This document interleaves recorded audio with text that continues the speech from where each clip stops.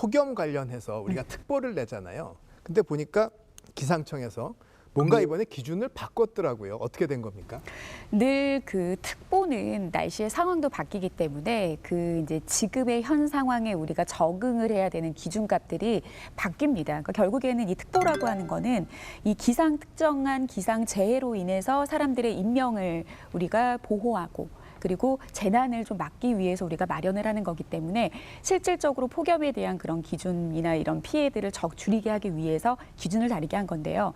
과거 같은 경우에는 낮 최고 기온이 33도가 넘는 날이 이틀 이상 지속될 것으로 보일 때를 주의보. 그리고 경보는 35도가 넘는 상태가 이틀 이상.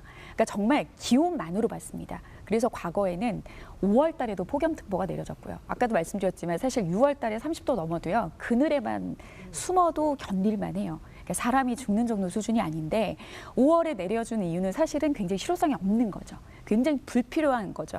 그리고 9월과 10월에도 급기야 폭염특보가 내려졌었는데 늘 학계에서나 뭐 의학계에서는 항상 이 실효성의 부분 정말 우리가 위험할 때 내려져서 대비를 해야 되는데 실제 폭염특보가 그렇게 운영되고 있지 않다. 그래서 습도에 따른 더위의 체감 더위를 적용을 해야 된다. 그러니까 보통 이제 과거에 33도일 때 습도가 50%라고 했을 때 체감하는 더위가 실제 33도라고 하면 습도가 10% 떨어질 때마다 체감 온도는 떨어집니다. 온도는 똑같은데.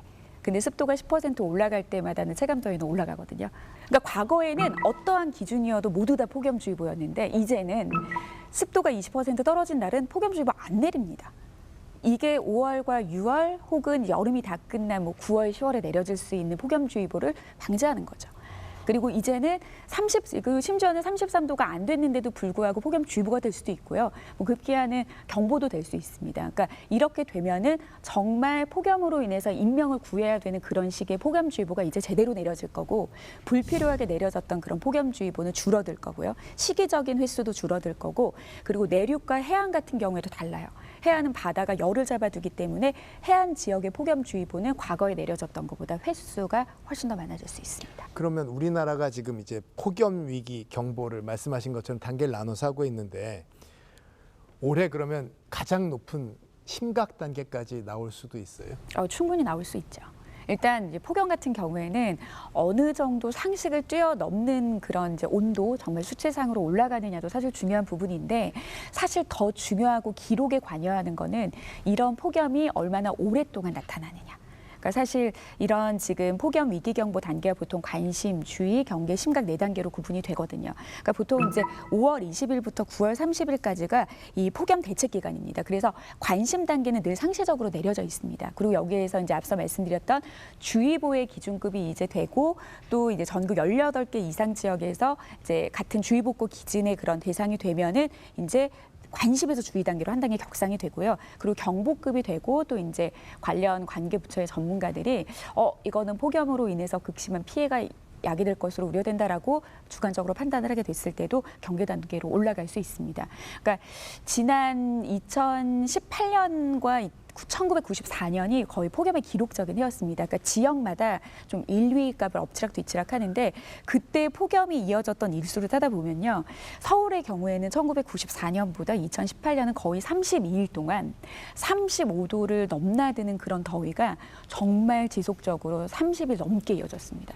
그러니까 이럴 경우에는 정말 심각한 단계인 거죠. 그래서 충분히 앞으로 폭염의 강도도 되지만 지속화되는 장기화까지 이어지게 될 경우에는 아마 이런 폭염 위기경보 이런 재해가 심각 단계 수준이 자주 나타나지 않을까라고 생각이 듭니다. 우리가 그 기상 상황이 굉장히 국지성으로 되고 있잖아요, 최근에.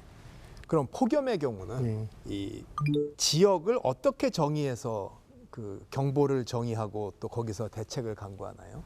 일반적으로 이제 폭염 같은 경우는 아마도 기상청에서 이런 것들 경보라든지 이런 것들을 발령하게 되는데 이제 지역 단위로 나가게 되겠죠. 물론 광역화된 지역 단위로서 그런 공통적으로 묶이는 경우들도 있습니다. 관측소를 중심으로 해서 관측하는 범위 내에서 폭염이라든지 그런 것들을 행정구역이랑 맞춰서 대부분 이제 발령들을 하고 있거든요. 하지만 이제 폭염 이외에 이를테면 우리 국지성 호우라든지 이런 것들은 굉장히 지역 편차가 크기 때문에 조금 더 작은 단위로서 이런 예보라 경보라든지 이런 것들을 조금 더 정밀하게 가져가려고 하는 노력들은 있습니다. 다만 폭염이라고 하는 특수성상 그렇게 세밀한 아주 지역구 내 혹은 이제 지역 단위에서도 세밀한 지역보다는 광역화된 지역 중심으로 대부분 이제 발령이 된다 이렇게 이해하시면 되겠습니다.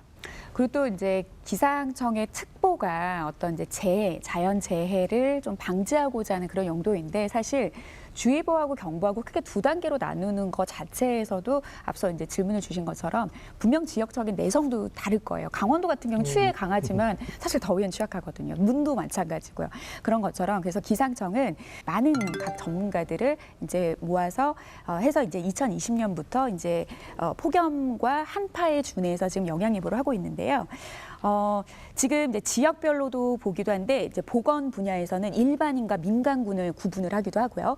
그리고 산업, 축산업, 농업, 수산, 양식 그리고 기타 뭐 교통, 화재, 정전 등과 함께 왜냐하면은 더워지거나 추워졌을 때는 우리가 이게 전력적인 부분에서 에너지 부분으로 가게 됐을 때는 또 다른 또 피해라든지 또 골치 아픈 문제거리도 생길 수가 있거든요. 그래서 이렇게 또 그 폭염 영향 예보의 위험 수준의 분포도를 위험 경고 주의 관심 단계 4단계로 또 나눠서 지역별로도 그러니까 폭염주의보가 내려졌지만 그 안에서도 취약 지역과 그리고 산업 분야들을 토대로 해서 또 예보가 되는 그런 세분화된 정보들도 많이 활용하시면 좋을 것 같습니다.